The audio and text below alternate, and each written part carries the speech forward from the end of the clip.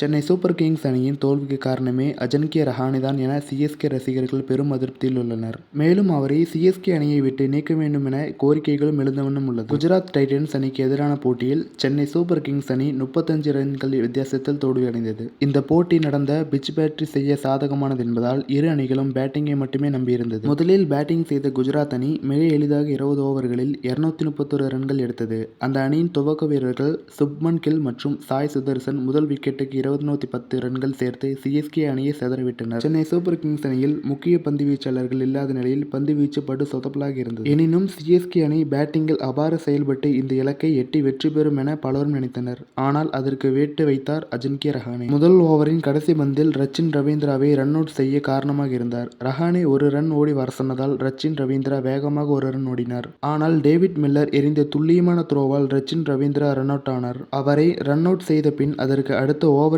முதல் பந்திலேயே ரஹானே கேட்ச் கொடுத்து அவுட் ஆனார். இதையடுத்து சிஎஸ்கே அணி 2 ரன்களுக்கு 2 விக்கெட்டுகளை இழந்து மோசமான நிலையில் இருந்தது. அடுத்து வந்த கேப்டன் ருத்ராஜ் கெய்க்வாட் விக்கெட் வீழ்ச்சியின் அழுத்தத்தால் அவரும் விக்கெட்டை இழந்தார். இதையடுத்து சிஎஸ்கே அணி 10 ரன்களுக்கு 3 விக்கெட்டுகளை இழந்து மிக மோசமான நிலையில் சென்றது. அதிலிருந்து மீண்டு வர முடியாமல் சிஎஸ்கே அணி திணறியது.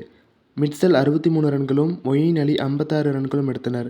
எனினும் இலக்கு பெரிதாக இருந்ததால் சிஎஸ்கே அணியால் கடைசி 5 ஓவர்களில் அதிரடியாக ஆட முடியாமல் தோல்வியடைந்தது. சிஎஸ்கே அணியின் பேட்டிங் சரிவை துவக்கி வைத்த ரஹானே தான் இந்த தோல்விக்கு முக்கிய காரணம் அவர்தான் என ரசிகர்கள் கோபமாக கூறி வருகின்றனர். சிஎஸ்கே அணியை விட்டு ரஹானேவை நீக்க வேண்டும், அவருக்கு பதிலாக சமீர் ருஷ்வி அல்லது வேறொரு இளம் இந்திய வீரருக்கு வாய்ப்பளிக்க வேண்டும் என ரசிகர்கள் கூறி வருகின்றனர். மற்றும் நமது சேனலை சப்ஸ்கிரைப் செய்து ஆல் என்கிற ஆப்ஷனை கிளிக் செய்யவும்.